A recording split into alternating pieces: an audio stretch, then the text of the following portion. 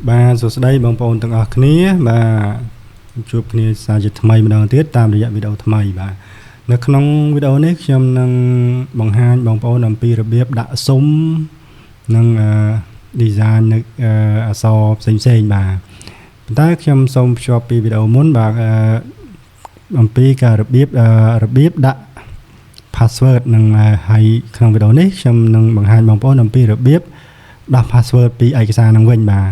ឥឡូវដូចឯកសារនេះកាលវីដេអូមុនយើងបានដាក់ password រួចហើយឥឡូវនេះខ្ញុំនឹងបញ្យល់បងប្អូនអំពីរបៀបលុប password នឹងចេញវិញបាទដើម្បីកុំឲ្យវាជាប់ណាបាទអញ្ចឹងយើងចូលទៅក្នុងវីដេអូនឹងមកបាទបន្ទាប់មកវានឹងទា password ដែរអញ្ចឹងយើងវាយ password នឹងចូលមកបាទបន្ទាប់មកយើងចុច OK បាទយើងចូលដល់ឯកសាររបស់យើងបាទអញ្ចឹងដើម្បីយើងលុបឯកសារលុប password នៅក្នុងឯកសារនឹងចេញយើងចូលមក file បន្ទាប់មកយើងចូលមក info បន្ទាប់មកយើងចូលមកកន្លែងនេះprotect document ហ្នឹងមកបន្ទាប់មកយើងចូលកន្លែង encrypt with password បាទកន្លែងនេះបងប្អូនគ្រាន់តែលុបកន្លែង password នឹងចេញមកបាទយើងចុច clear វាអស់ទៅបន្ទាប់មកយើងចុច OK បាទ OK ឃើញវាបាត់ហើយបាទប៉ុន្តែនៅក្នុងនេះយើងត្រូវ save វាសិនបាទយើង save វាសិនបើយើងមិន save ក៏យើងពេលយើងបិទទៅវាប្រាប់វាទាយើង save ដដែលបើសិនជាយើងមិន save ទេយើងយក don't save វា password ហ្នឹងវានៅជាប់វិញដដែលអញ្ចឹងយើងយក save ណាបាទចុច save មកគឺវាបាត់ហើយបាទមានន័យថាវាលែងជាប់ហើយបាទអញ្ចឹងយើងបិទវាមកបន្តមកយើងចូលទៅបើកសារថ្មីបាទ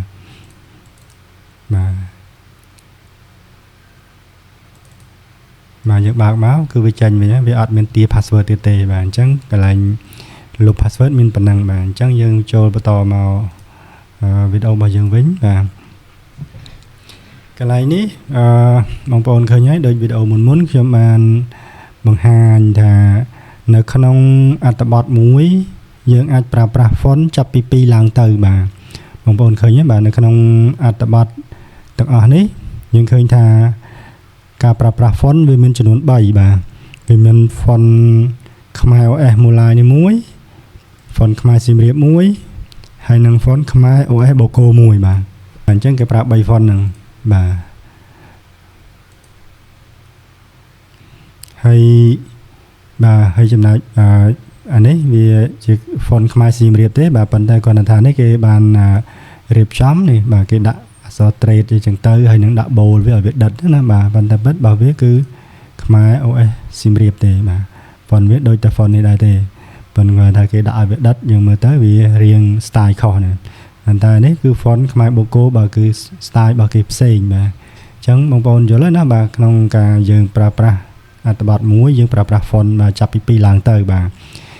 ហើយអញ្ចឹងបន្តមកទៀតគឺយើងរៀនដាក់នៅ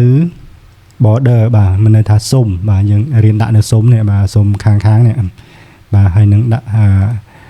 logo ផ្សេងនេះណាបាទប៉ុន្តែ logo នេះបងប្អូនត្រូវមានបាទបងប្អូនត្រូវទាញពីអ៊ីនធឺណិតបាទបងប្អូនអាចយកពីណាមកក៏បានដែរបាទបងប្អូនមានពីអ៊ីនធឺណិត search ពីអ៊ីនធឺណិតមកបាទហើយទាញយកមកទុកនៅក្នុងកុំព្យូទ័រទៅបាទដើម្បីយើងរៀនដាក់ទាំងអស់គ្នាណាបាទអញ្ចឹងដើម្បីយើងដាក់ស៊ុំនឹងបានឥឡូវខ្ញុំចូលស្លឹកកិច្ចការថ្មីបាទដើម្បីបង្ហាញបាទខ្ញុំចូលទៅបើកស្លឹកកិច្ចការថ្មីមួយមកបាទយើងចូលមកបានបែបនេះហើយបន្ទាប់មកទៀតបងប្អូនចូលកន្លែង design នេះក្នុងនេះបងប្អូនអាចវាយអត្ថបទឲ្យហើយសិនក៏បានឬមួយក៏មិនទាន់វាយយើងដាក់ស៊ុំនឹងជាមុនសិនក៏បានដែរបាទស្រេចតែបងប្អូនទេបាទយើងអាចចូលទៅក្នុង design នេះមកបន្ទាប់មកបងប្អូនឃើញថាពាក្យថា page border បាទយើងចូលក្នុង page border ហ្នឹងមកវាមាន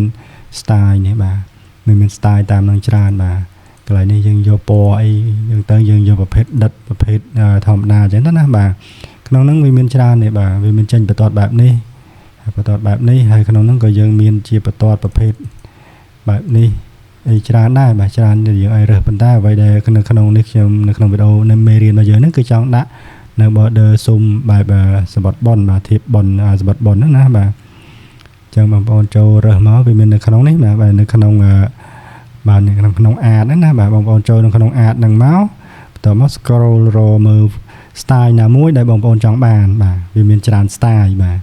អ ចឹងបងប្អូនអាចរើសមើលទៅបាទ style មួយណាដែលបងប្អូនពេញចិត្តដែលថាមើលទៅវាគួរចាប់អារម្មណ៍យើងយក style ហ្នឹងទៅបាទហើយសម្រាប់ខ្ញុំយកមួយនេះចុះបាទខ្ញុំសូមជ្រើសរើស style បែបនេះបាទរួចហើយខ្ញុំចូលមកអូខេបាទ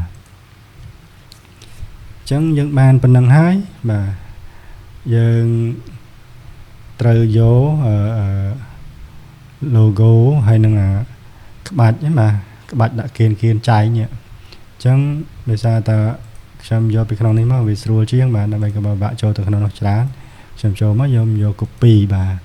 ហើយបន្ទាប់មកយើងចូលមកនៅក្នុងស្លាកកិច្ចការរបស់យើងវិញមកហើយខ្ញុំអាចផាសនៅកន្លែងហ្នឹងបាទវាអាចបានហើយបាទ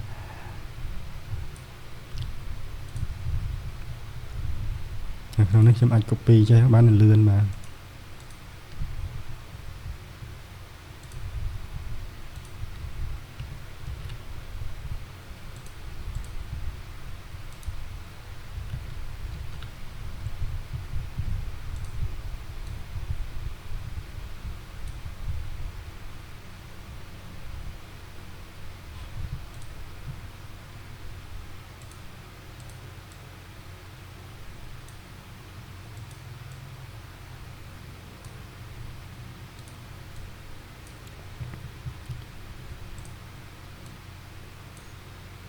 ក្នុងហ្នឹងបងប្អូនរោសមកបាទយើងតម្រៀបវាមកឲ្យបានស្អាតមកបាទយើងរៀបចំការងាររបស់យើងមកបាទប៉ុណ្ណេះមកគឺរួចហើយបាទអញ្ចឹងបងប្អូនអាចវាយមកវាយអត្ថបទអីចឹងមកបាទយ៉ាងទៅដើម្បីកុំឲ្យខាតពេលបាទហើយអញ្ចឹងទៅខ្ញុំធ្វើនេះទុកឲ្យហើយបាទវាងាយស្រួលមកបង្ហាញបងប្អូនបាទអញ្ចឹងនៅក្នុងហ្នឹងបងប្អូនឃើញហើយបាទហើយសម្រាប់ font ដែលបងប្អូនធ្លាប់បានស្វែងយល់ពីវីដេអូមុនមកបងប្អូនយល់ហើយបាទវាមានច្រើនវិធីបាទដូចជាក្នុងនេះfont ដែលចង macro ណាបាទយើងអាចវាយឯកសាររួចរាល់ហើយយើងប្រើ macro មកបាទ ls1 ls2 ហ្នឹងបាទតែបងប្អូនគិតថាចងមិនតាន់ទេអត់ចេះចងផងហើយវាផ្លិចហើយយើងការងារយើងត្រូវធ្វើឥឡូវហើយអញ្ចឹងអត់ជាបញ្ហាទេបងប្អូនអាចប្រើប្រាស់នៅកម្មវិធី tool ផ្សេងៗនេះនៅលើនេះក៏បានដែរបាទឧទាហរណ៍ថាបងប្អូនវាយឯកសារនឹងហើយវាយអត្ថបទនឹងហើយទាំងអស់អញ្ចឹងបងប្អូនចាំជ្រើសរើសមកក៏បានដែរឧបមាថាឥឡូវខ្ញុំ select font ទាំងអស់នេះយកវាទៅជា font ធម្មតាវិញបាទរួចហើយចាំយើងកែប្រែវាវិញបាទអញ្ចឹងបងប្អូនវាយអញ្ចឹងមកក៏បានដែរអត់បញ្ហាទេបន្ទាប់មកយើងប្រើនឹង tool ឧបករណ៍មិញនឹងដដែលបាទបងប្អូនអាចជ្រើសរើសទៅបាទកន្លែងនេះអក្សរធម្មតានេះបងប្អូនអាចដាក់ទៅ select វាអញ្ចឹងមកហើយបងប្អូនជ្រើសរើសទៅកន្លែងនេះមកខ្មែរ OS Mula នេះមកបាទយើងជ្រើសរើសតាមវិធីហ្នឹងមកបាទវាក៏ងាយស្រួលមួយយ៉ាងដែរហើយបើថាការងារហ្នឹងយើងវានេះទេបងប្អូនអាចមួយវិធីទៀតហ្នឹងបងប្អូនអាចជ្រើសរើសនៅក្នុងនេះក៏បានដែរបងប្អូន select នៅកន្លែង font ណាមួយមកហើយមកថាយើងយកពីកន្លែងនេះមកអញ្ចឹងប៉ុន្តែក្នុងនេះ Word Art យើងចូលកន្លែងនេះមកហើយបងប្អូនចង់ច្រឡងអាហ្នឹងអញ្ចឹងបងប្អូន select នៅលើ font ហ្នឹងមកហើយបងប្អូននេះយក format painter នេះបាទបងប្អូនចូល select format painter ហ្នឹងមកបងប្អូនអាចយកនេះកន្លែងឈ្មោះនេះណាបាទឈ្មោះណាដែលយើងចង់ឲ្យវាចេញអក្សរខ្មែរ OS Mula នឹងកន្លែងនេះអញ្ចឹងក៏បានដែរអញ្ចឹងមកបន្ទាប់មកបងប្អូនយកនឹងទៀតមកហើយបងប្អូនយកដាក់ឈ្មោះនេះមកបាទអញ្ចឹងក៏វាលឿនដែរបាទវាអត់ជាបញ្ហាទេប៉ុន្តែគាត់ថាវាជាប់នៅបន្ទាត់ឥឡូវខ្ញុំដោះបន្ទាត់នេះមួយសិន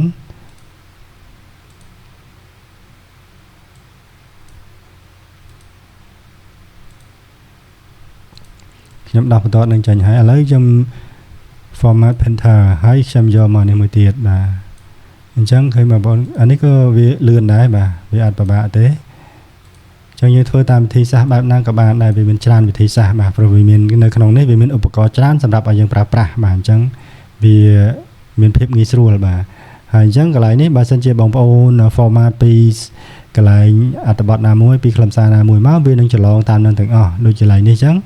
នេះវាមានបន្ទាត់អញ្ចឹងបើសិនជាបងប្អូនចង់បានបន្ទាត់បងប្អូនអាចយកពីកន្លែងនេះមកបាទយើង format ពីនេះមកបាទយើង format painter មកយើងដាក់កន្លែងនេះវានឹងជាប់វិញដដែលប៉ុន្តែបើសិនជាបងប្អូនជ្រើសរើសយកកន្លែងនេះ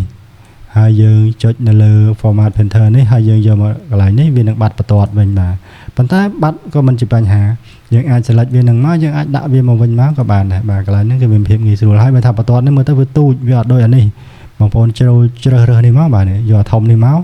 ឬមួយក៏យកបន្ទាត់2អញ្ចេះក៏បានបាទវាមានច្រើន style ដែរវាអត់ជាបញ្ហាទេបងប្អូនជ្រើសរើសបែបណាក៏បានដែរវាមានច្រើនឧបករណ៍សម្រាប់ឲ្យយើងធ្វើការណាបាទអញ្ចឹងវាងាយស្រួលទេបាទហើយកន្លែងនេះដោយសារតែ font របស់គេដើមវាជាប្រភេទ font ខ្មែរ OS Boko អញ្ចឹងយើងចូលនៅរកមើលមកខ្មែរ OS Boko នៅណាបាទនៅក្នុងនេះអត់មានយើង scroll មករកនៅខាងក្រោមនេះបាទនៅ font នៅខាងក្រោមនេះបាទអាហ្នឹងឃើញថាវារៀងស៊ីពេលបន្តិចបាទប៉ុន្តែវាមិនជាបញ្ហាក៏យើងអាចធ្វើបានដូចគ្នាបាទខ្មែរ OS Boko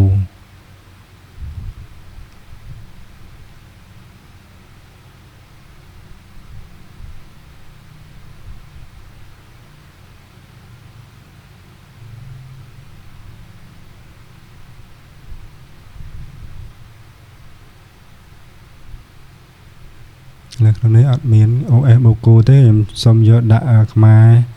បាត់ដំបងឬក៏ខ្មែរ Content Auto នេះបាទ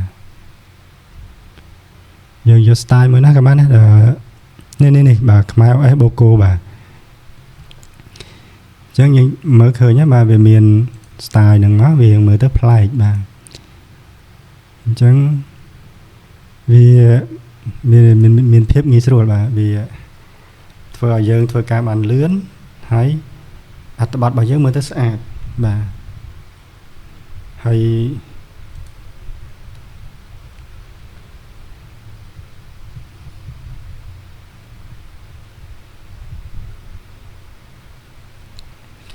បាទដូចជាអត់មានអីទៀតទេកន្លែងនេះចាំវីដេអូក្រោយខ្ញុំនឹងបង្ហាញអំពីរបៀបprint បាទឥឡូវកុំឲ្យវាវែងខ្ញុំសូមបញ្ចប់វីដេអូនឹងត្រឹមហ្នឹងបាទហើយវីដេអូក្រោយខ្ញុំនឹងចូលបង្ហាញបងប្អូនអំពី print បាទ print យកប្រហែលស្លាបអីចឹងទៅបាទដើម្បីងាយស្រួលយើងធ្វើការបាទហើយកំណត់ក្នុងការកំណត់ page border វាណាបាទហើយយើងកំណត់នេះទំហំกระดาษទំហំអីហ្នឹងបាទនៅក្នុងវីដេអូក្រោយខ្ញុំនឹងបញ្យល់បងប្អូនបន្ថែមទៀតបាទអញ្ចឹងសូមអរគុណបាទសូមបងប្អូនជួយsubscribe channel របស់ខ្ញុំមួយផងបាទអរគុណច្រើនសូម